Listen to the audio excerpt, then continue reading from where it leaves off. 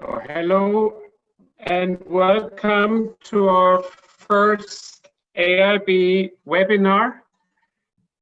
We are featuring the latest research from our two journals, Journal of International Business Studies and Journal of International Business Policy. My name is Klaus Meyer and I will be your host today.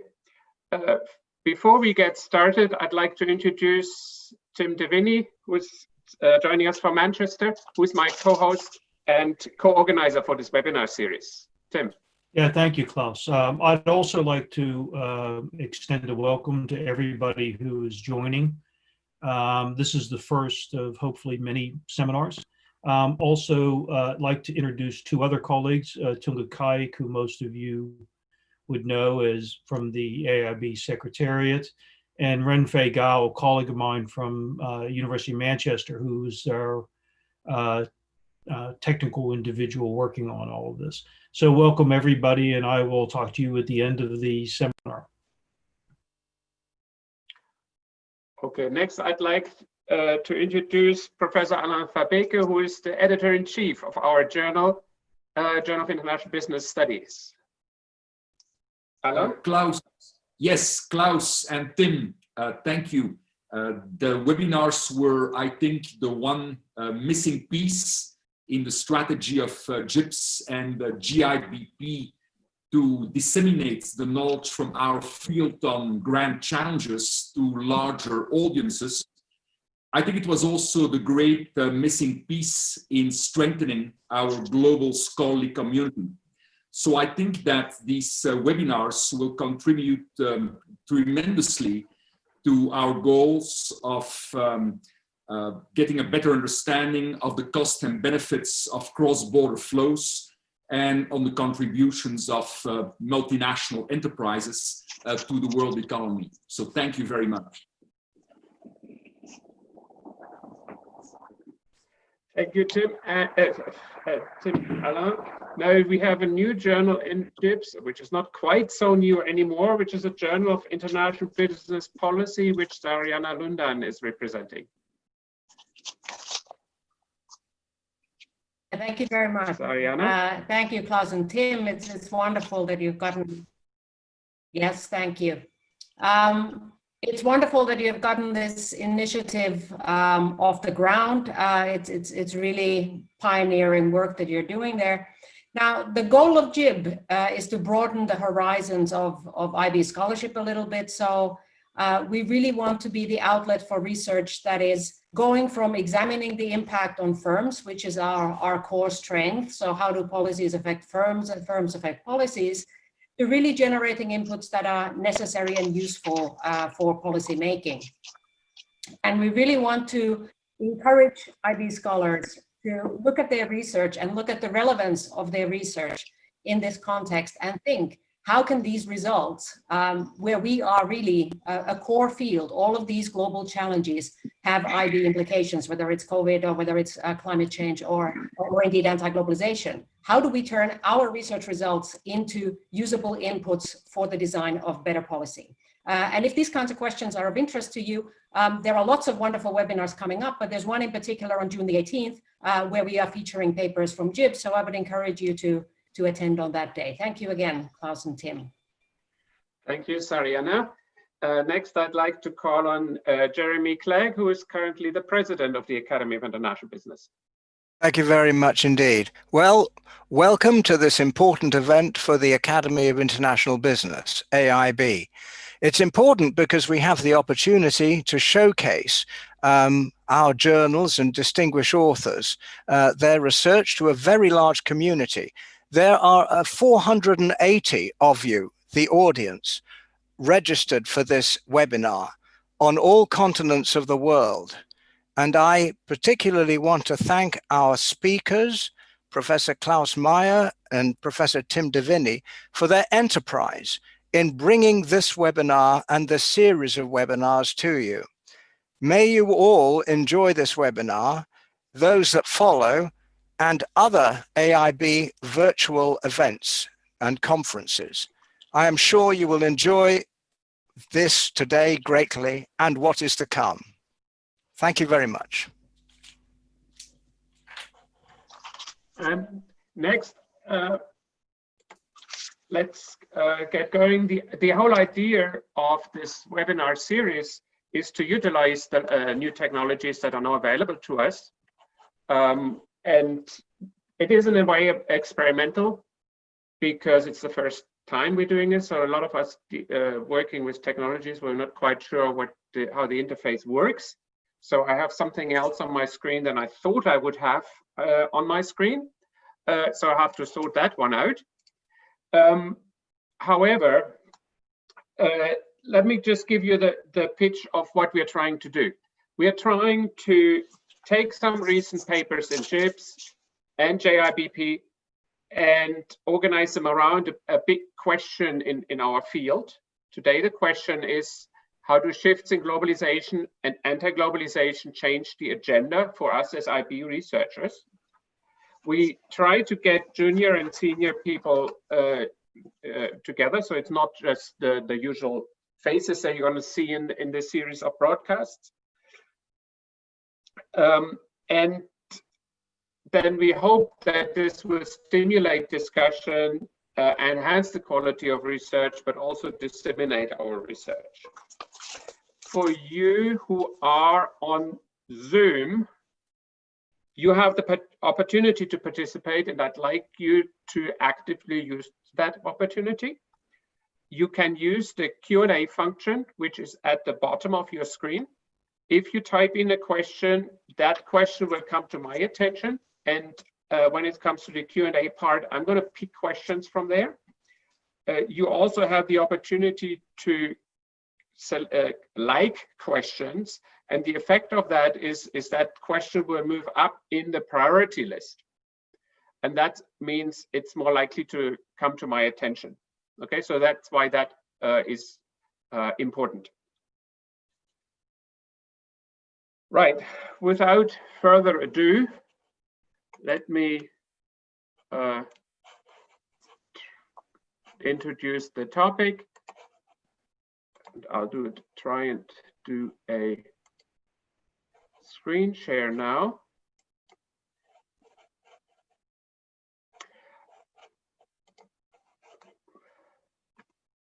Here are all the people who help doing it. Okay, globalization is not a new topic. We've had globalization over history. In the 15th century in Asia Pacific, we had a Chinese-led globalization. Our recent period of globalization, of course, looks very different. And I think it's worthwhile, before we jump into the discussion, just think of the historical dimensions and how different people may view the current globalization. So for a British person, maybe the 19th century is the sort of benchmark. For a Chinese person, maybe the 17th century is the benchmark. What we are mainly concerned about, however, is the recent period, which is depicted on this slide, which shows that we've had a huge growth in globalization, which is here measured by trade openness since the World War II. However, over the last decade, this index is sort of flat. There is no further growth. It goes up and down. And if we look at the data for 2018, 2019, it might be going back. And behind that is a lot of national politics, a lot of protectionism, which brings me to our first speaker, which is Simon Evenett, who is joining us today from St. Gallen in Switzerland, and who will introduce the ideas behind his paper recently published in JIBP, Protectionist State, Discrimination and International Business since the onset of the global financial crisis. Simon, over to you.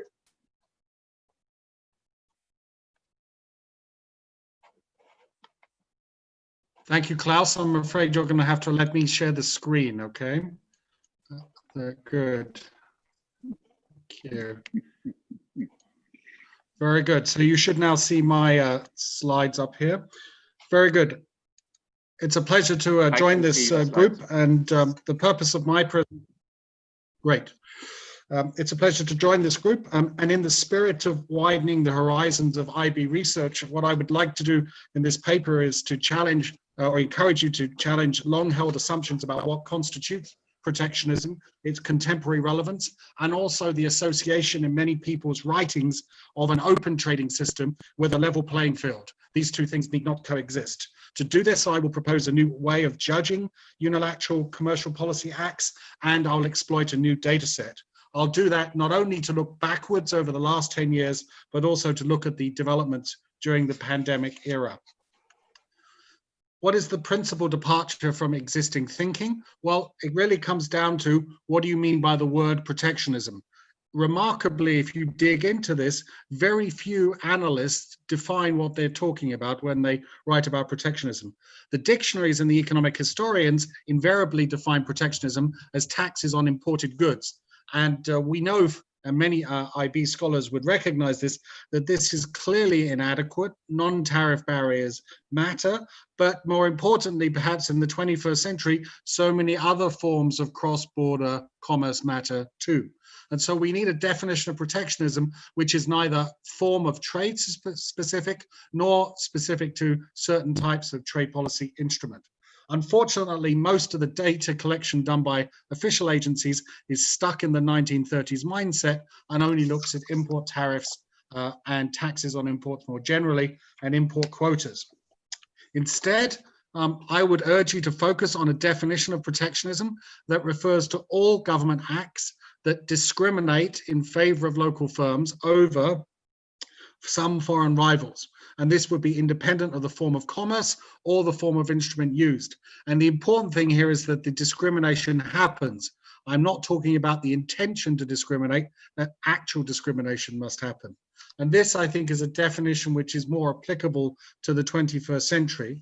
I will implement it looking only at unilateral government acts, so I'm not going to discuss whether or not regional trading agreements are discriminatory. And I'm not going to get into a debate about whether regulatory policies associated with technical barriers to trade and sanitary and phytosanitary standards are protectionism. I will avoid talking about those too. So the evidence I will show you will relate to other unilateral acts that discriminate. Talking of that evidence, this gives me an opportunity to introduce the Global Trade Alert database. This database started monitoring what governments were doing in November 2008, when the G20 nations pledged not to engage in protectionism. This data initiative aspires to have global coverage and to cover as many of the relevant policy instruments that are available. And since it has begun, and this initiative has been taking place at my home university in Switzerland, we have collected data on over 25,000 policy interventions, and this is 5 times the size of the relevant WTO database for the same period. The acclaim for this particular database comes from practitioners as well as for international organizations, and I'm happy to see that scholars have been using it too, and the citation counts are building up. A key thing about the Global Trade Alert is that it is independent, so we do not take, we are not representing any government or commercial organization. Let's turn to the most important finding. It's summarized in a chart on the left-hand side. Imagine for those 25,000 policy interventions, we sort out the ones which are discriminatory from the ones which are liberalizing. The discriminatory ones, let's focus on trade in goods, and let's look at every market and every good where a protectionist policy is in place or discriminatory policies in place, and then let's count up the amount of trade involved year by year from November 2008. And this will help us assess whether there's a build-up of different types of protectionism as measured by the share of world trade. And that's what's shown on the left-hand side. You can see when you look at the lower portions of the left-hand side that import tariff increases were a very small part of the policy response in 2009. A much bigger part of the policy response in the global economic crisis was to offer subsidies to import competing firms, and even more importantly, to exporters. So by the end of 2009, 30% of world trade was in products in markets where competition between international firms and local firms was being influenced by subsidies. So subsidies are where the action is. And you can see over the 10 years subsequently that the subsidy problem does not go away, it grows. You also see, of course, tariffs building up as a problem, especially since 2017, with the election of certain populist leaders. So we have essentially then a way of judging over time the relative scale of different types of trade distortion. And of course, the tariffs are the most salient trade distortion. Often the subsidies get underreported and their commercial significance may be much, much larger. On the right-hand side, I have a calculation from earlier this month where we estimated the percentage of each country's exports that compete in foreign markets in products where there is a local firm that's received a subsidy. And you can see that across the world, the share of exporters competing against import competing firms receiving subsidies varies a lot. And there are some countries which are neighbors to big subsidizers where the share of exports which is being distorted by local subsidies is very high. Look at Canada, Mexico, Mongolia, countries such as this. So subsidies are where the action has been over the past 10 years, at least as far as distorting trade in goods. If you want to ask me questions about trade and services, data protectionism and alike, I'm happy to do that in the Q&A. Turning now to what's contemporary developments, again, to show you the utility of this data in analyzing contemporary events. I think a very important question before us is to what extent can international business contribute towards tackling the pandemic, and to what extent has its operations been affected by government policy? Well, in medical goods and medicines, we have seen a huge amount of intervention since the pandemic began. On a weekly basis, my team with the World Bank and the European University Institute in Florence publishes data on export curbs and on trade reforms, import reforms in this sector, and you can see that there's been a huge amount of action going on. So since the pandemic began, 156 export curbs have been put in place. That's the bad news. This has disrupted supply chains, as we've seen in a number of case studies, and we also have a large number of countries, about 100 of them, opening up their markets for medical goods and medicines. And tracing out the impact over time on international business behavior is something which would be interesting. A second dynamic worth tracking is the resort to subsidies by governments. If you look on the right here, we have data from the European Commission. So far, the European Commission has approved just under 2 trillion euros in subsidies. Germany accounts for 51% of that total, France and Italy for another third. And you can see how uneven the resort to subsidies are, even within the European Union, which is supposed to have a tough subsidy rulebook. And increasingly, we're already seeing complaints that competition on the merits no longer survives in the single market, and what matters is whether your government has a deep pocket. On the left-hand side, I have data showing the share of imports into some major trading nations, which are facing local firms that have been subsidized. And we can see China stands out as the country which has the most imports which face locally subsidized firms, with the United States second. Don't worry about the drop in the Chinese number for 2019. That just reflects the fact that data, the subsidy data for 2019 is yet to be fully published and incorporated. But even if you look at Western Europe, you begin to see large shares of imports are already distorted by subsidies before the pandemic hit, and that will be reinforced further. Looking forward, 2 things to point out.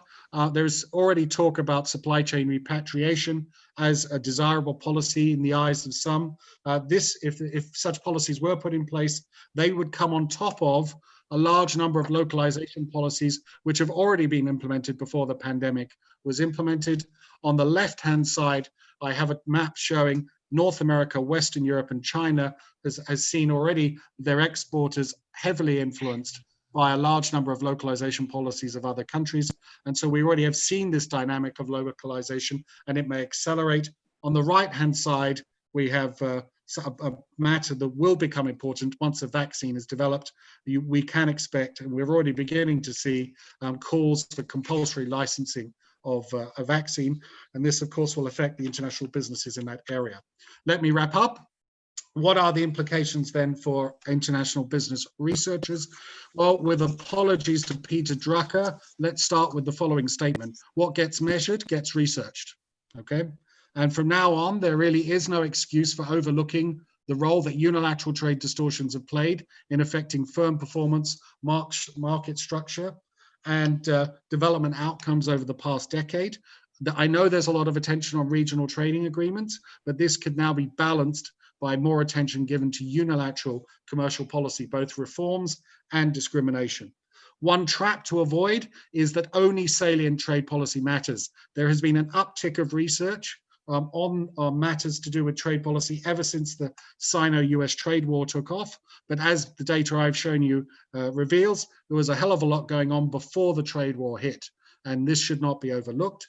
And the last point to leave you with is we now have a world where there is a significant amount of subsidization affecting international business. And we might want to ask the question, what role did international business play in creating this world, in lobbying for these subsidies? And what are the implications for a world where competition is less and less on the merits and more based on how deep are the pockets of the governments that you can influence? Thank you very much. Thank you, Simon. This is quite impressive on how much trade distortions are happening even before you start talking about trade and services, which of course historically always are more difficult to liberalize, and before you talk about things like public sector procurement, which raise a whole other set of issues. There was one question here I want to ask you directly. Where can people get access to the data? I think you had that on the last slide. Would you mind showing your last slide again? I think that you had some information on where the data are available.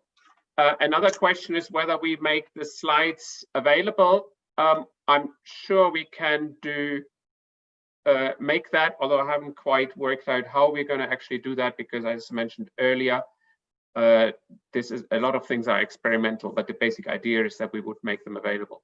So to those people who asked the question, globaltradealert.org is the relevant website to go to if you want to have any access to the material that Simon and his team are moving.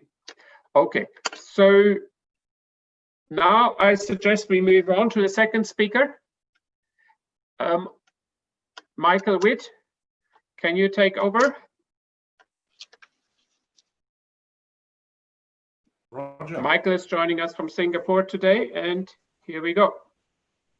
Here we go. Klaus, can I just check? Can you hear me?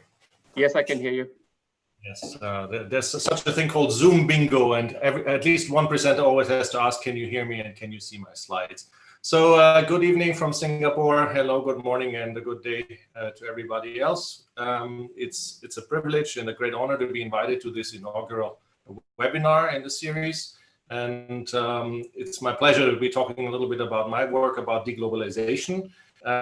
It was kind of interesting when we were talking before this particular session. Klaus basically told us to get into politics, and I'm starting to wonder a little bit how to do that given the topic of my paper. I will not say anything controversial, though everything here is really based on essentially models and frameworks and theories. Now, this paper actually came about because I noticed that at conferences there was a lot of talk about deglobalization, but relatively little use of kind of systematic approaches that are, of course, available in political science.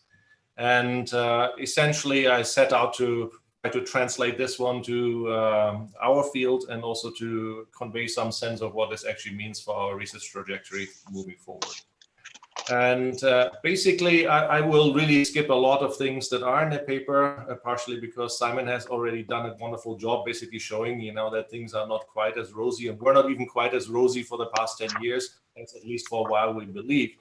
And I will just basically ask you for the moment to just basically stipulate to the idea that, essentially, we're at least taking a break and we're possibly heading towards a lowering of levels of economic interdependence, which is my working definition of deglobalization.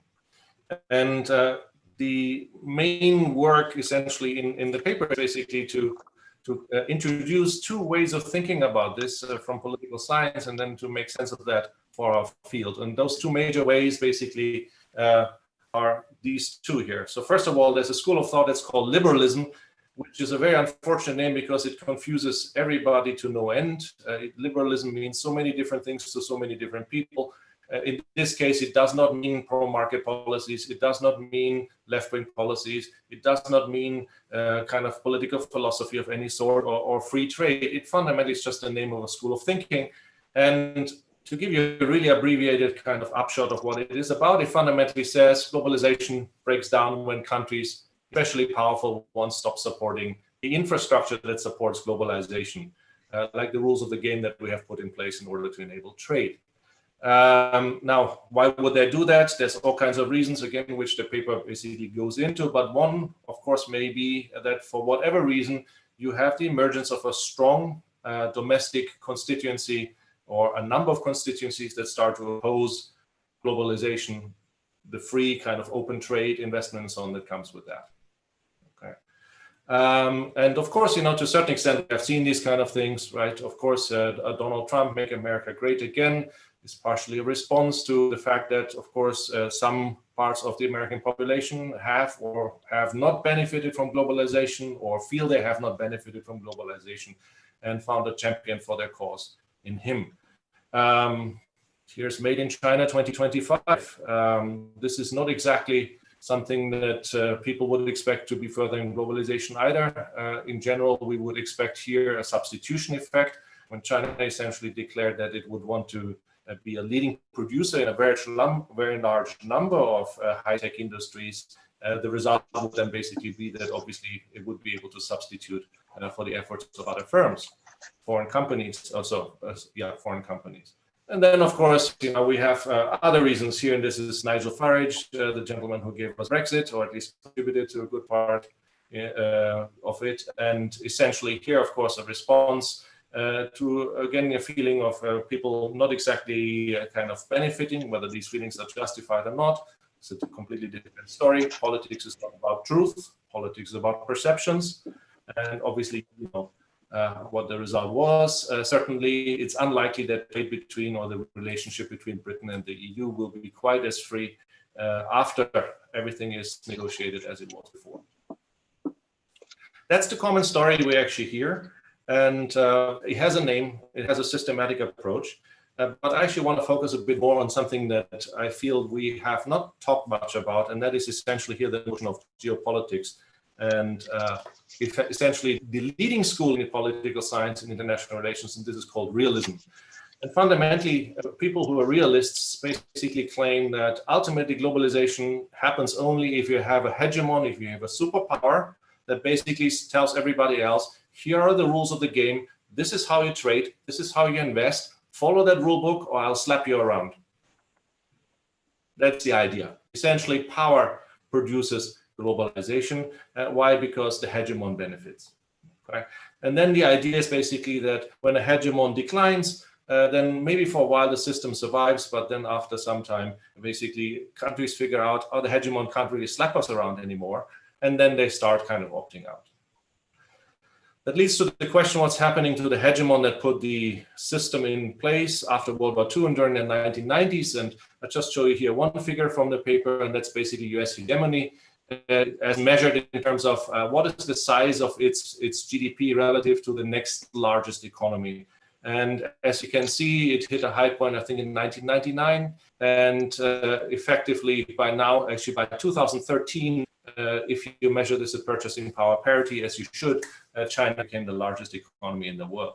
Now, that's of course not the only metric for being a hegemon, but it is suggestive. Right? You can do similar things with military and so on, and you will see this also in the paper. So, yes, a hegemony in decline, and then obviously we all know who seems to be up and coming. And of course, this is nothing new. The Economist had these title pages in 2018, 2019. I've been teaching on this stuff actually for more than 10 years. Back then was academically kind of curious. Now nobody finds it funny anymore. And of course, one possibility that moving forward we may be facing is the possibility of a new Cold War. And again, basically, it's not really something that I want, right? But people have really kind of worked hard not to believe in the possibility.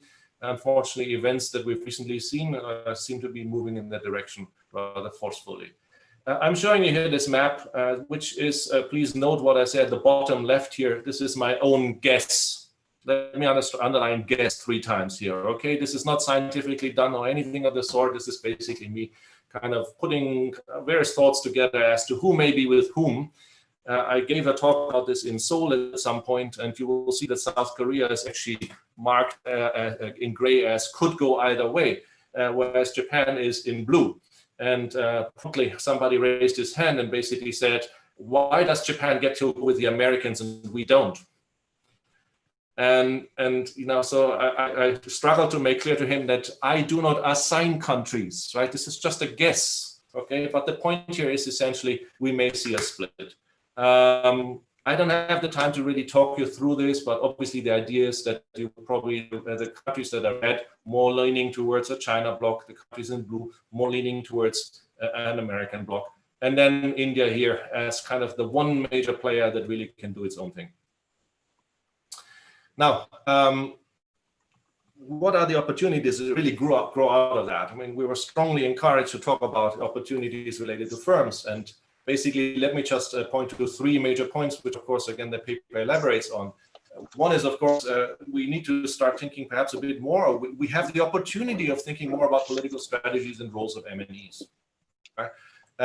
In general, it's probably now clear that we need to endogenize world politics into the field because we can no longer really take stable pro-globalization context for granted.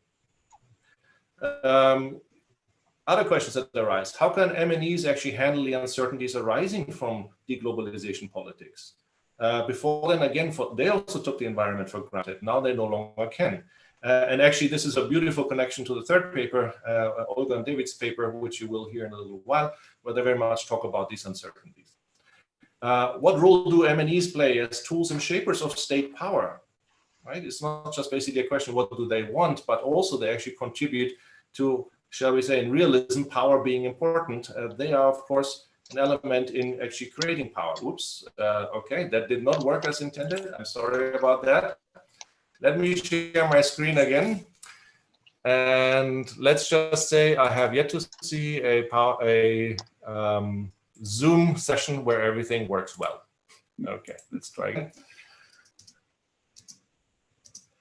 The other day, my computer crashed in the middle of a class. Anyway, so global factory and supply chains as a second kind of large topic. Okay, so I think Peter Buckley is actually in the audience. So Peter, don't ask me difficult questions, please. But the questions that arise at a high level, one is them, so if the idea was that we could actually fine slice in order to locate things in the optimal location, how do you actually fine slice when the parameters of openness keep changing around you? Actually, I see you guys can probably not see. Can you see my slides? Yes, I can see. Yes, okay, because my computer says you can't. Okay, it doesn't matter, right? Then second, basically, also related to this one, do we actually have enough space for a global factory? I mean, one element is, of course, that it may become more difficult to fine slice. If we see this breakdown into 2 camps we have just seen on the previous slide, maybe we're actually no longer talking about global factories, but regional factories. How should plans for firms or in firms actually proceed for that? And then the third large context that I suggest we have beautiful research opportunities in is the national context and basically impact on the national context of this, and the national context, how it impacts the evolution of the global landscape. And I see here particularly a role for the varieties of capitalism literature, and basically here's a reference to what I believe is still the latest in terms of what varieties of capitalisms do we actually have out there. And here 2 major questions I'd like to put to you. One is, what's the role of actually local institutions in preventing these kind of backlashes against globalization? In some countries, basically, firms readily close factories to offshore. In other countries, they don't. There are institutional contexts for this. In some countries, if you lose your job, you're stuffed. In other countries, if you lose your job, you will probably be okay. What is the impact of that? How can actually firms play a role in this? And also, what is the role of institutions and policies in shaping national power? Again, which for the second large framework or way of thinking, namely realism, is absolutely crucial. And questions of industrial policy, favored companies, and so on and so forth, very much play a role in this. I'm just scratching the surface of things, but my time is up. thank you so much for attending. Thank you so much for listening, and over to you, Klaus. Thank you, Michael, for your presentation. There's a lot of material in your presentation as well as in the paper itself.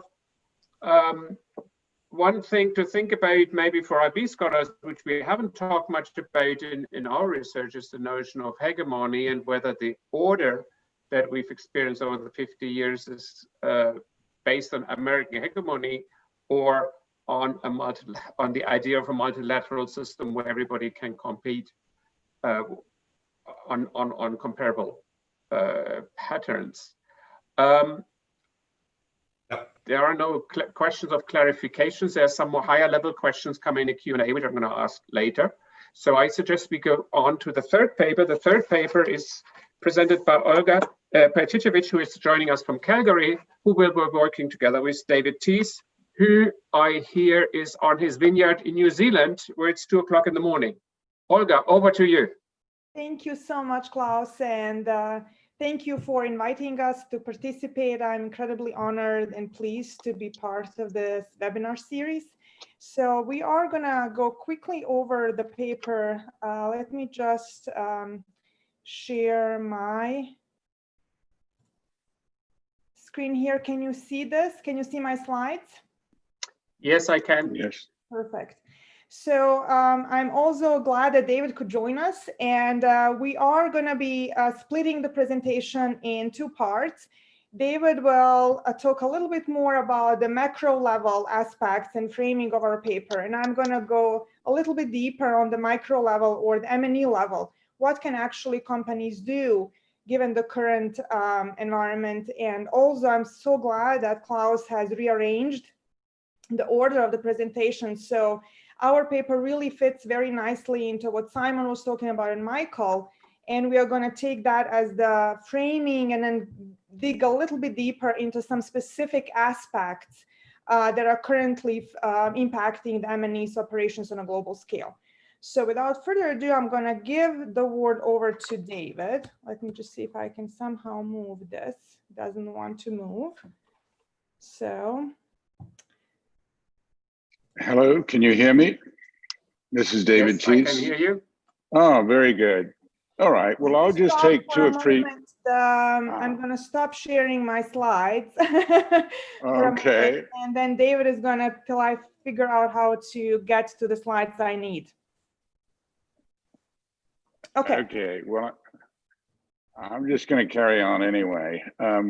So our paper started 2 or 3 years ago with the title of Globalization on Pause, because our thesis is not one necessarily of de-globalization, it's one of the structural change in the global economy.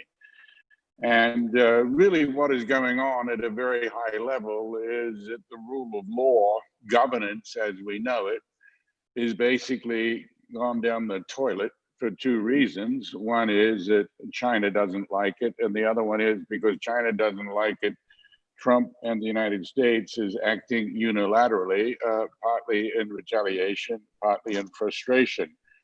To me and to Olga, the real question is, what is the fundamental driver that is behind all of this that we need to understand?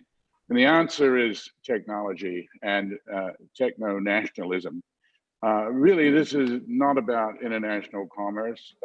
It's about 2 different political systems, one an autocratic one and the other one being some kind of democracies or liberal democracies. And I think most people recognize, and the Chinese recognize, and the United States sort of recognizes, that the survival of these 2 systems, it really depends on who's controlling the leading technologies of the future, who's creating them, as well as who is using them, and in particular, who is capturing value from them. And it's that which is, at the end of the day, it's not so much subsidies on steel and subsidies on agriculture, although they are very annoying things that I think sort of could be worked out, or if they couldn't be worked out, they could be lived with. One could figure out how to live with them. But what neither side seems to be willing to live with is losing control of the leading technologies of the future. And our research, I think, has to deal with that. Now, it's possible, and if we're hopeful and optimistic, we would hope that some kind of new Bretton Woods type agreement for technology would emerge. But if it doesn't, then I think there will be further decoupling because absent some kind of understanding about what is free and fair and proper with respect to technology transfer and intellectual property management, I don't think there's any easy resolution. But what a new system of global governance would need to do, in our view, is essentially align value capture and value creation. And really the political disputes globally and the politics of it all, because the benefits of globalization and the benefits of technology creation are not being shared necessarily in a way that satisfies the relevant political constituency. So I think core to our research on a going forward basis has to be an understanding not just of value creation, which we understand quite well, but value capture. And I believe that that is somewhat missing from the literature. So what does this mean with respect to IB scholarship? Well, first of all, I think for the last 50 years, we've focused a lot on the multinational firm and less so on governments and the role of government, although it's always been there, of course. When I started in the field of international business, the key airport bookstore was Ray Vernon's Sovereignty at Bay, which was a story about how multinational corporations were usurping the power of nation states. And that seems awfully quaint these days, not just because of European intervention and fines of Google and Facebook and things like that, but more importantly, because of the power of the nation state in China and the close coupling of the corporation and government. In fact, in China, many of the enterprises are state-owned. Those that are not understand what they have to do in order to stay in good standing with government. So I think we have a whole new role for understanding the role of government. And this does not mean to say the political scientists can put their hands up and give us the same stuff that they've given us in the past.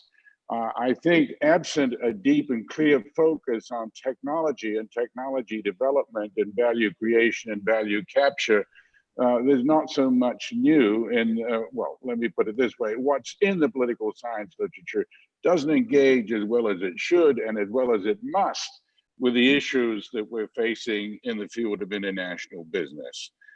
The other, I think, key issue besides technology that has to be deeply embedded in our research is an understanding of the role of deep uncertainty. Certainly, there are many models that take risk into account, but uncertainty is something, a bird of a different feather. As we well know, uncertainty one cannot put probability distributions around it. The nature of it is that there are surprises. It's about the unknown unknowns.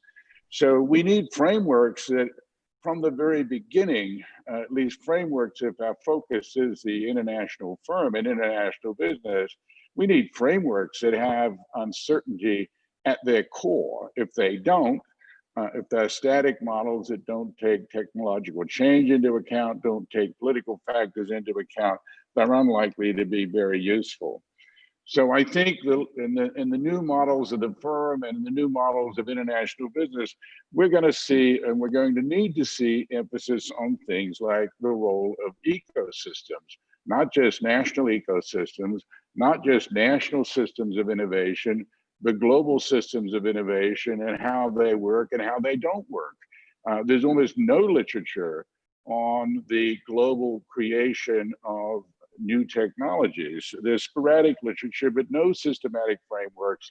And in fact, few people in academia or in government really understand the global R&D system as it exists today and how new products get developed, where the technology comes from, and where the value capture goes to.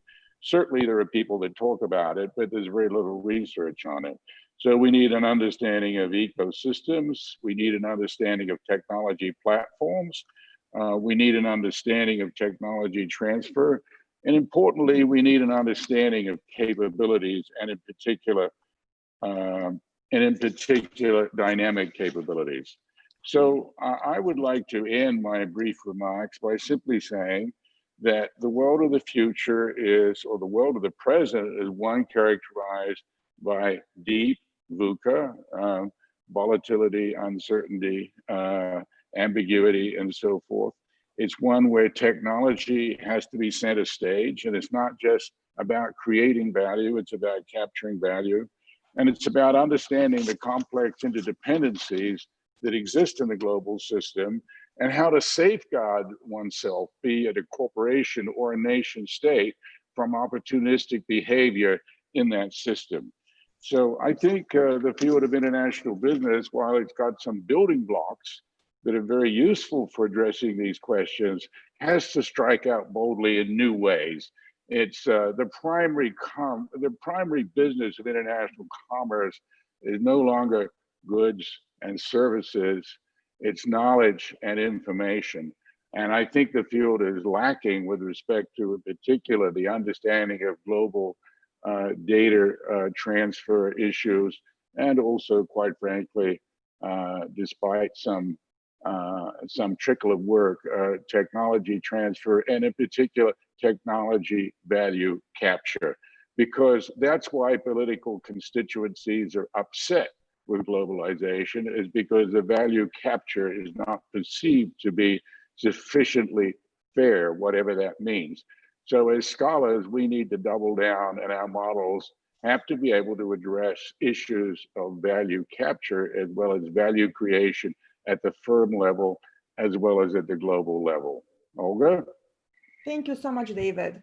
Thank you for the introduction. And I think I would close with the economist's suggestion that given the current uncertainties and distortions in the global market, they are suggesting that the biggest business idea of the past 3 decades, which is the global company or the M&E, is in deep trouble. And I think that's kind of the core of our paper and core of our research question that we are focusing on, which is how can one powerful force at the macro level that both Simon and Michael and David have described, and we are actually carving it out to be this idea of neo-techno-nationalism. Bear in mind, techno-nationalism is nothing new. It has been in existence and has been actually attributed to the United States to protecting their own technologies from appropriation from Japan in the early days.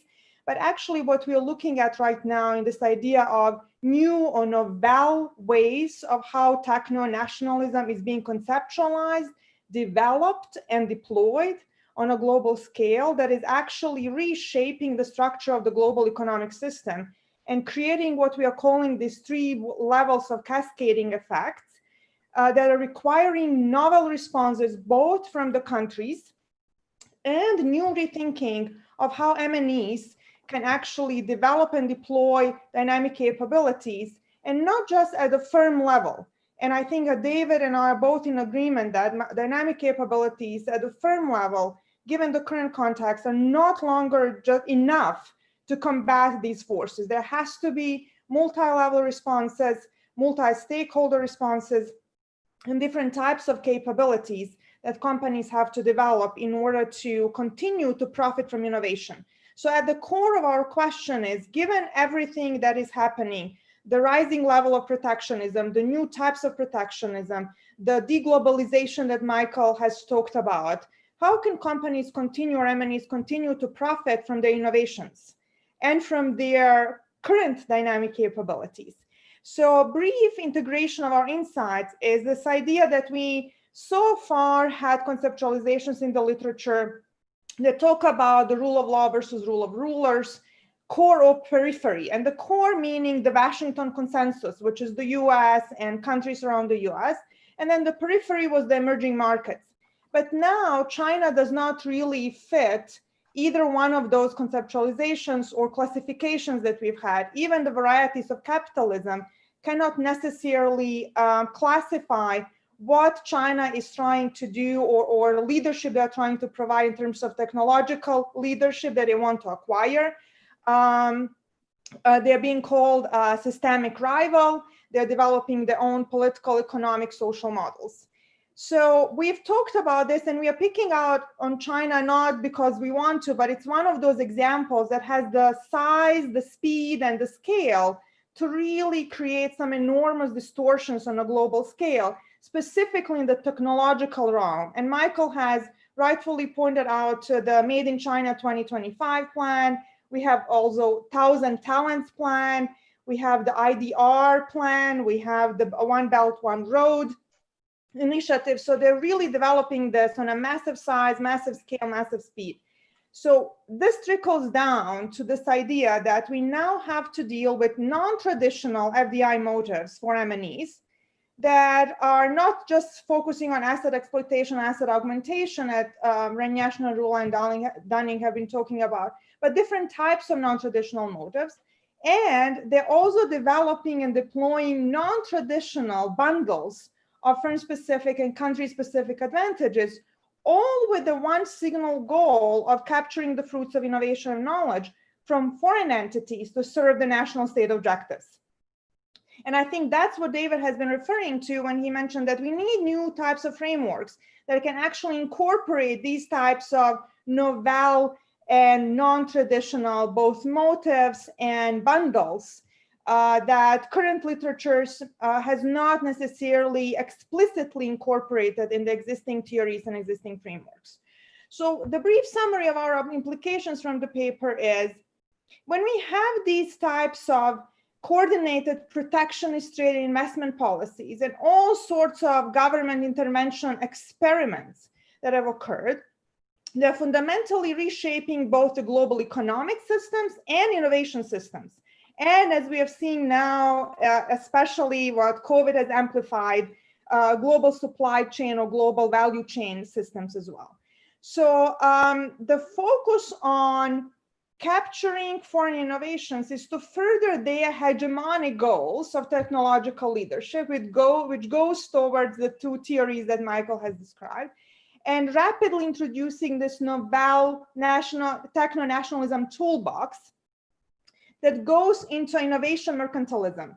And that's creating the first order cascading effect. So once that distortion is created, then it's requiring all the other ecosystem players to respond and to develop different types of strategies, which is the second order cascading effect. And the most important one for us and IB scholars is how can actually M&Es continue profiting from their innovations in this environment?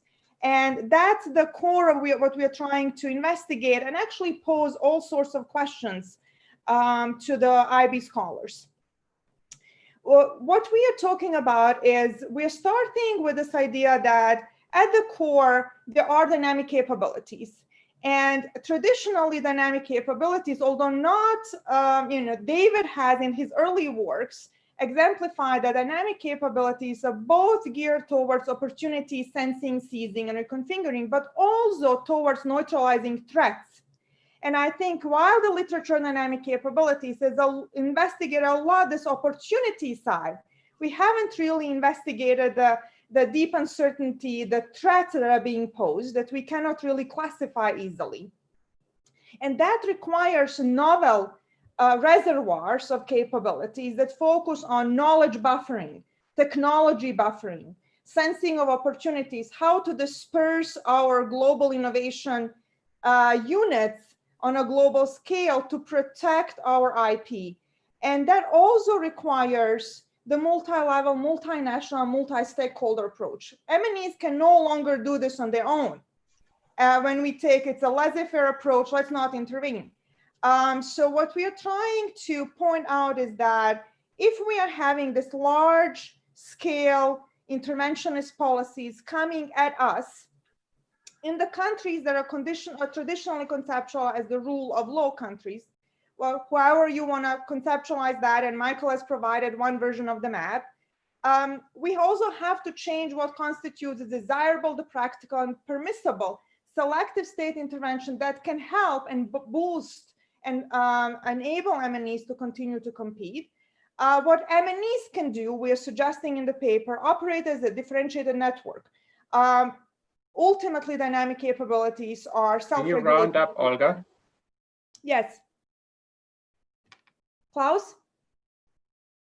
Can you come to an end? Yes, this is my ending slide. Develop enhanced knowledge capability buffering, value appropriation capabilities, multiple linkages and boundary spanning activities, and then ultimately widen the scope of non-market strategies that we will need to develop and mobilize. And that goes to what Michael was talking about, the political side of strategies that MNEs need to embrace and develop. Sorry for going a little bit over. Thank you. Thank you, Olga. There's a lot of food for thought here. I'm now looking at the Q&A function. If anybody has any questions relating to a specific paper or to the themes that we're talking about in general, please put them in the Q&A function where you will be able to, where I will be able to see them, and then I will select questions to bring to the attention of the speakers. I'd like to start with questions that directly relate to what we've just heard. And in particular, there are two concepts I think that are very important for us as scholars in trying to link those policy issues and the firm level. And one is dynamic capabilities, and the other one is ecosystems, especially ecosystems with respect to innovation. So the question, in a way, it primarily goes to David. Maybe David wants to give a shot first, but anyone else can come in on that too. What's the appropriate unit of analysis for analyzing dynamic capabilities? Is it the firm? Is it the ecosystem? And if it's the ecosystem, how should we define the ecosystem? How large should we go in terms of defining the ecosystem? David. Yeah, I'll have a shot at that. Well, the answer is I think it can be flexible. I think in industries that are heavily networked, it probably is the ecosystem. But bear in mind that there's often a lead firm or a number of lead firms in an ecosystem. So the dynamic capabilities framework would say that for ecosystems to thrive, you need both support from good policy, good government policy, but also from some amount of coordinated action by firms. And whether that's through a standard setting body or whether it's through strategic alliances, doesn't matter all that much. But I think you're right to point out that and this is what Olga was saying, it's no longer appropriate, it's no longer effective to use dynamic capabilities at the individual firm level alone. That given the fact that rule of law is taking a back seat and it's more rule of rulers, the nation state has to be working together with the business firm in order to get good outcomes for national companies and for global companies too, for that matter.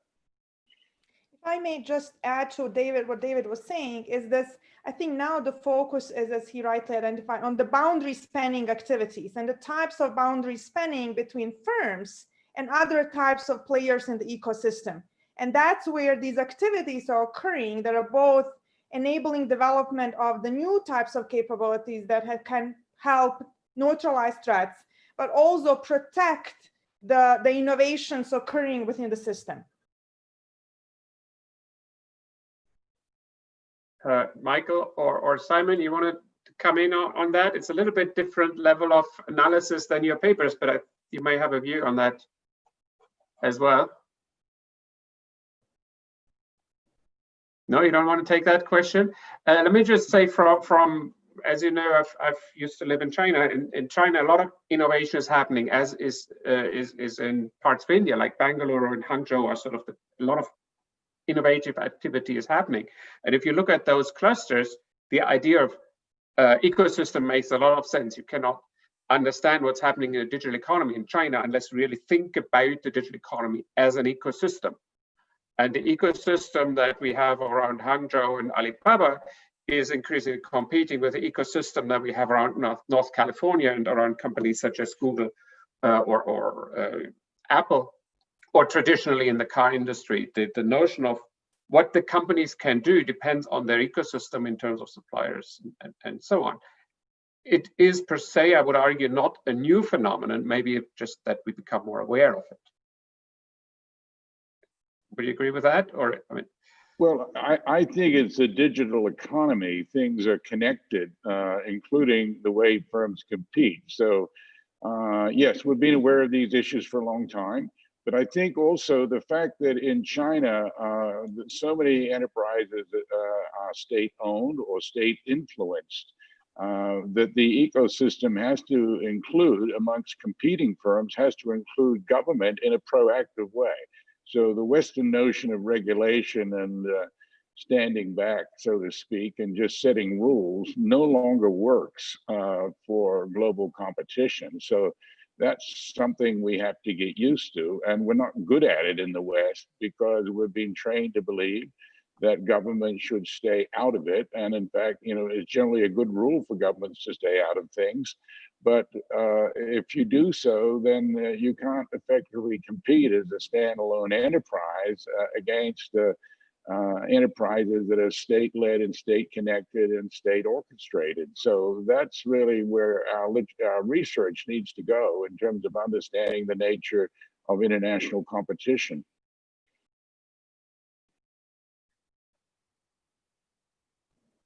Okay, I'm looking at, so several other questions. What does it imply for example, here's a question. Can you elaborate on the non-traditional firm-specific advantages and how this would change the way we theorize about the multinational enterprises? That's a question to Olga. Sure. I think in one of the slides early on, I've mentioned these non-traditional FDI motives and non-traditional FSAs and CSAs. When in traditional literature on firm-specific advantages and country-specific advantages, those have been conceptualized, especially FSA bundles at the firm level, right? The firm has the firm-specific advantages that it tries to leverage. In this case, what we are seeing from state-owned enterprises and other companies in China that have supported by this idea of Made in China 2025, global technological leadership, the focus is on FSA acquisition from foreign entities, acquiring their firm-specific advantages and bringing them inside of the focal firm. And I think that goes against the original conceptualizations of the value and how firm-specific advantage actually conceptualized. So it's not developed in-house, it's basically acquired and then brought inside the house to leverage or achieve this hegemonic goal of global technological leadership. And Alan, would you agree with that commentary as the authority on FSAs and CSAs?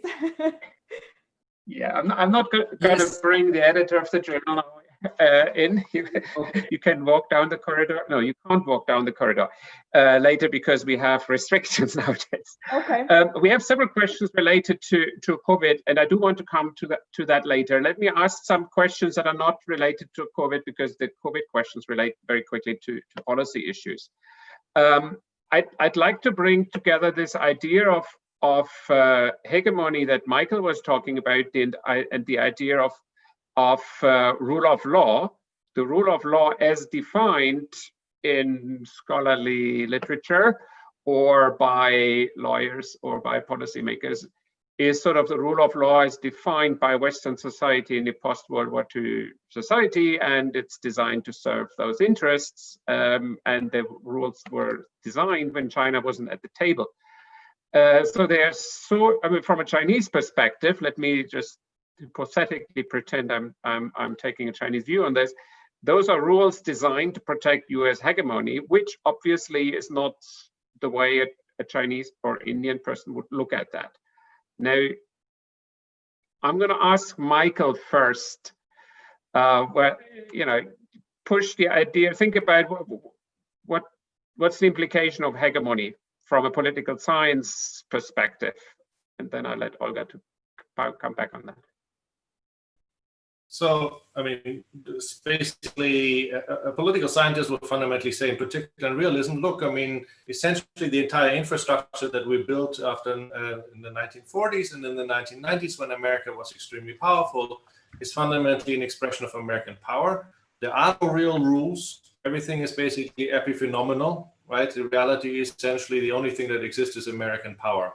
And for its own convenience, America wrote down the rules, basically handed the rule book to everybody and said, play by these rules or I'll slap you around, okay? Now, I mean, this is basically it's a very crude way of summarizing the argument, but fundamentally that's what it boils down to. So Klaus, in that perspective, right, I mean, basically a realist in political science would say, yeah, sure, I mean, this is exactly what we've been saying for a very, very long time. Even a liberalist would actually say, of course, power matters, right? In liberalism, yes, even Malta has a vote, right? But it doesn't matter much. It's a question basically how much power you have, and that will actually shape how things look like. And of course, you know, the more power you have, the more beneficial the whole system is likely to be for you. So the notion that somehow, you know, this is kind of, you know, something that is being created for the greater good of the world so that everybody may benefit, that's something that a political scientist would view as an interesting side effect. So people have said it's actually interesting that America built a structure where so many other countries were actually able to benefit. And mind you, there are many countries who believe that they did not benefit, and they may indeed not have benefited. But essentially, that's not a requirement. It's entirely possible, essentially, for Hegemon to screw over everybody. So it's fully aligned with basically what you would be saying, and leads to interesting questions. What happens if you change the Hegemon? Okay, and I don't have an answer to comment on that. Yes, please. David? Yeah, well, I'm not a political scientist, but if that's the political scientist's view, they don't understand what the law is. And, you know, there's legal process and there's legal transparency. That view of law is just a set of rules. Then yes, you're just trading one set of rules for another. But in fact, behind the rules is due process, transparency, and some amount of openness, and in fact, some amount of collaborative rules. So now I understand what the political scientist is saying. I think I have to write a paper to teach them the basic ABCs of what law is all about, even though I'm not a lawyer. But I think that's an incredibly naive and misleading view that we're just replacing one set of, you know, black letter law by another set of black letter law. That's not what it's about at all. Okay, Michael wants to respond directly to that. Please. Yeah, I mean, I'm just basically giving you what the field would say. And the field would fundamentally say, yes, on the contrary, the idea that there's rule of law between nations is naive.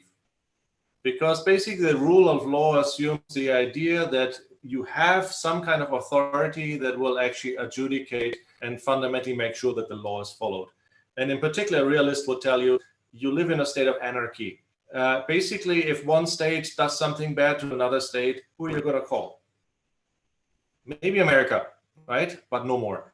So the upshot of the whole thing essentially is, fundamentally, they would say, yeah, sure, you can write down as many things as you want, but you basically have no police, you have no court that in the end will do it. It's a self-help system. Now, you don't have to believe that, that's perfectly fine, but essentially that is basically what the mainstream would tell you. I think the discussion is slightly on different levels here, in that David is thinking about law enforcement, especially because related to property rights, intellectual property rights on the national level. And Michael, I think you're very much thinking about laws related to international trade, where we have the WTO, which is supposedly setting the framework and the rules. But we know that the WTO doesn't have any enforcement mechanisms. And at the moment, it's actually just almost defunct because it doesn't have enough people who are those independent adjudicators who would sit on cases and make decisions, right? So depends on which forum you're thinking about. The power of the different arguments might be different here. Well, and also the WTO forgot to deal properly with technology issues and data issues. So it made itself irrelevant by addressing the issues of the past, which were about trade in goods and services. If I may just simply add, the framing is we are assuming that we are all coming from the same tradition and interpreting the law, understanding the law. And I think in the case of China and what David and I in the paper have been focused a little bit or devote some attention to, there is this Confucian tradition that's guiding the Chinese perception of legal or legalist tradition, where the knowledge flows freely vis-a-vis our view of the who owns and generates IP. In their view, it should be public good.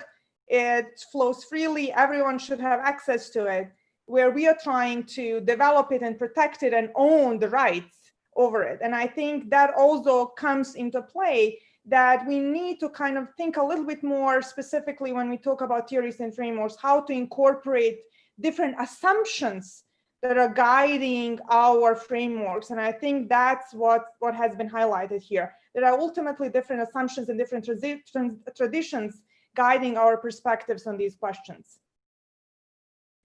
Okay, I think there's very interesting questions here that you're raising with respect to what constitutes ownership of knowledge and what is legitimate use. And of course, for us as academics, that's a daily question, which leads me to a very pertinent question. Participants have asked whether or not we can share the PowerPoints with them, which means we have an intellectual property rights question here that I'd like to ask all the panelists. Are you in agreement that we share the PowerPoints that you have shared today with converted to PDF, of course, with the participants? Okay, I do the Hegemon. Thumbs up if that's okay. Yeah. Okay, Renfei, can you organize that, create a PDF, and then try and use the Zoom function to share? Let me come to a different set of issues. Simon was talking about protectionism in a very broad sort of sense. You didn't really differentiate between protectionism that is vis-a-vis all trade partners or protectionism vis-a-vis specific trade partners. So what we are hearing from Michael in particular is that we may see trading blocks competing with each other, maybe more similar to what we've seen in the 1980s. Based on your data, do you see a pattern of discrimination in the way trade barriers are introduced? We can answer that question directly. And I am interested in the notion of discrimination. And as you say, it can be across the board or it can be targeted towards a small number of countries. We have looked into this in the context of the trade war between the US and China. And you'll find that very few, very little of world trade is actually covered by protectionism that targets one or two trading partners, including if you take account of the trade war. The overwhelming majority of discrimination is across the board, which strongly suggests that when you are looking at unilateral trade policy, it is very much us versus them. It's nation, us versus the others, the rest of the world. There's very little discrimination across trading partners in terms of discrimination. Now, that's with unilateral acts. Now, of course, you have to overlay on top of that all of the regional trading agreements which have been signed over the years, which are indeed often favoring certain trading partners over others. And it might therefore be useful in your minds to separate between unilateral acts, which tend to be across the board in terms of effects, in terms of discrimination, versus regional trade policy, which is often selective. Okay. I think that's an interesting point, because you read the media, especially in North America, the debate is about US versus China, as opposed to unilateral barriers to trade. It's a little bit a different perspective that comes from your data than what I read in the media. Now, I had a final question to each of the panelists. We have lots of questions related to COVID, and people are asking, based on your conceptual frameworks and your data that you're working with, what do you expect to happen with respect to the COVID-19 crisis? I'm going to start with Simon. you had an ebook coming out recently, which looks at the case for global value chains in particular in the age of COVID, which is basically making the argument, if I may summarize, that the economic case for an open trading regime for global value chains is as strong as ever. But where do you actually see the economic case for global value chains and global trade versus what you're seeing in terms of trade restrictions, especially on your final slides? Right. So with respect to the global value chains, I mean, our argument was that they have been disrupted, certainly in the medicines and medical sector. We have found that disruption has been wholly negative. We see very few benefits to it. When you step back and look more broadly, and you look at other sectors, there are many sectors where the cost advantages from sourcing from abroad are so large that it would take very large carrots or very large sticks to encourage supply chain repatriation back home. So for that sense, Richard Baldwin and I very much took the view that for many of the supply chains, such as automobiles, textiles, and the rest of it, they're very sticky and they will probably remain sticky through the COVID. That's about that. Now, with respect to subsidies, I mean, here, but please notice in the slide, the data that I showed you, I think the overwhelming response will be in terms of selective subsidization. It will not be in terms of restricting trade. So it will not be tariff increases. It will not be measures like that. Instead, we will see selective favoring. Some of that favoritism will be directed towards sectors and firms which are at the cutting edge of certain technologies. And that builds a link to Olga and David's presentation. Some of the subsidization will be based supporting so-called green growth or climate change friendly growth, but there will be all sorts of great public relations stories for handing out lots of money.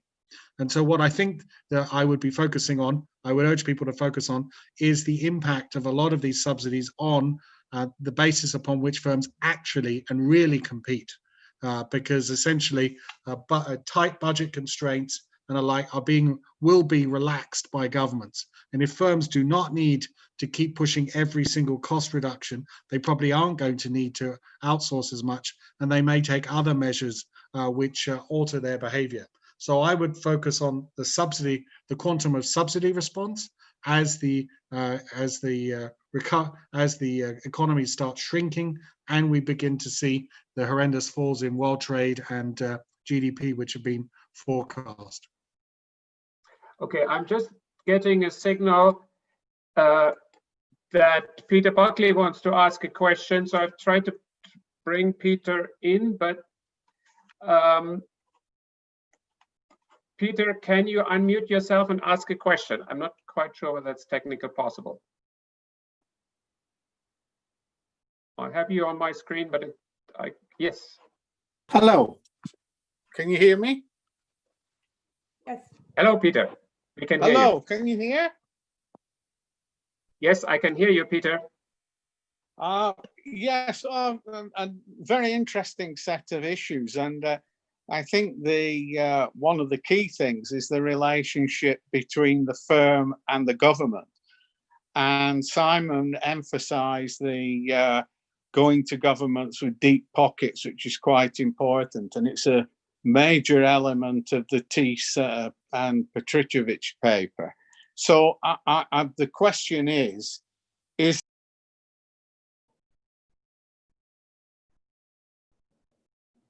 oops. Peter, we lost you there. Yeah, I'm afraid so. Did you get the question? No, you are just about to ask a question when I lost you. The question is this really now about competition between governments using firms as instruments? This is David. Let me have a shot at that. Hi, I think David. Peter, yeah, hi. I think increasingly it is, and that's part of the thesis of our paper, that the dynamic capabilities of firms alone won't cut the mustard. And you're going to have to see linkages between firms of governments and between governments too. So I think if the democracies are to compete with the Chinese model, they have to abandon some of the current ways of competition. The antitrust laws are just not set up to deal with this kind of competition. So, Peter, you've put your finger on something that's important, and I know you understand that nexus between the state and the enterprise very well. And what we have to do is think through, what does this mean for the way multinational firms behave and compete? I think it's a significant shift that we don't quite know how to deal with. Okay, so we need to come to a roundup. So I'm going to give Michael the opportunity for some final words. Think especially about your conceptual framework and what that applies for how the world is handling the COVID crisis. Go back to the COVID question. Okay, good. Basically, I think it's similar to what Simon said, looking at things from a slightly different angle, right? But Simon, for instance, emphasized subsidies as tools. But if you think about it, I think it would be surprising if we did not see, obviously, a shift towards at least some kind of stronger kind of co-location, or basically bringing back of certain kind of economic activities, for instance, as they're related to health and so on and so forth, medication and so on. I think that is something that is being hotly discussed, and it would be consistent with both frameworks. In general, I don't really think that COVID basically per se is something that is an additional force that we need to account for, to the extent that it will affect actually how companies will deal with each other or how countries will deal with each other. It will usually filter through the political process, right? So for instance, the subsidies that Simon referred to, obviously they don't just pop up. It's essentially governments making these kind of decisions. The kind of measures that we've seen coming out of the United States, again, basically it's not companies necessarily driving that, it's governments driving that. So my expectation would be that if anything, this will accelerate things.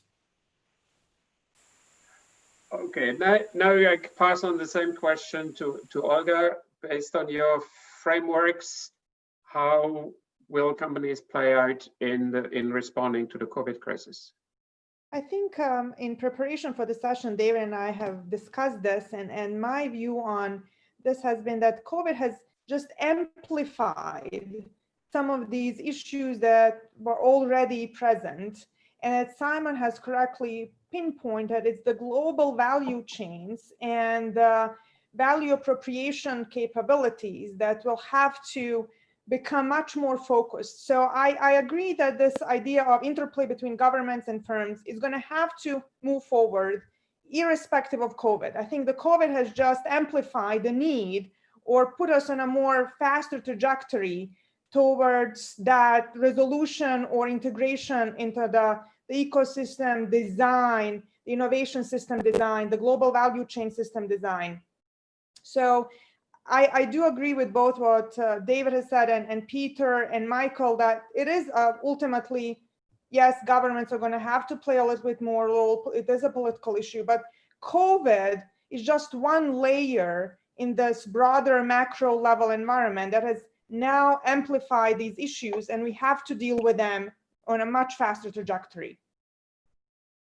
Okay, now thank you for all the panelists for your contributions. I'm going to hand over to Tim Deviney, who will try and draw the discussion a little bit together and conclude. Tim.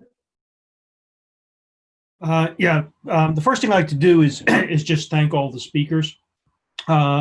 So thanks, Simon, thank Olga, thanks, David, thanks, Michael. I'd also like to thank Elaine and Sariana and Tunga in particular. People may not know, but we pulled all of this together in approximately 3 weeks. So there are clearly some embedded dynamic capabilities among some group of people that made all of this come together in a quick way. But I think that the one of the really interesting aspects of this is is to kind of have a live experience of people's research. And this is just the beginning example of this. As I always tell graduate students and others, that there's far more to the research that people publish than is in the published version. There's more between the lines than there is in the lines. And I think we've seen a lot of that, a lot of kind of interesting ideas and new ideas associated with this. I personally disagree with half of what I heard. I just don't know what half I disagree with at this point. But it's food for thought in some sense to not only look at the research as it was written, however many years ago it was started, but also the relevance of the research to the phenomenon that we're currently living, as we all sit in various rooms across the world. So with that, I'd like to sort of bring this part of it to a close, and also indicate, that there will be edited versions of the video available at some point in time. And in addition, next Thursday at the same AIB station, same AIB place, same AIB time, there will be a series of another set of speakers. The next set, is Klaus has put up on the screen, is on global value chains. We have 3 speakers, Leona Cano, Gabriel Benito, and Nicola Pisani, who are presenting the papers that are co-authored with a number of different people. I'm not going to name that. We then have June 4th, that is going to look at the digital economy, and then June 18th about policy debates, and then into July, August, September, November, October, November, December, etc. We'll essentially have a whole series of these types of webinars coming forward, bringing in different speakers and other types of things. So with that, I'd like to thank everybody for being involved. I'd like to thank Tunga and Renfei for their support behind this, and Klaus for doing the moderating of the first one. I'm glad he was the one who was having all of the stumbling blocks of the technology rather than me, so I can look a bit smoother next week. And so thank you, everybody, those who were on YouTube and those who joined via Zoom. There were approximately 400 to 450 of you. It was really great endeavor, and thanks, everyone. And so I will hand back to Klaus at this point. Okay, thank you, Tim. Thank you, everybody, for joining us. Thank you especially for the panelists. And next week, you will see a webinar with Tim, and you will see the technology going very smoothly because Tim is so experienced with technology. Okay, bye-bye. Good morning and good evening, whatever time zone you're in.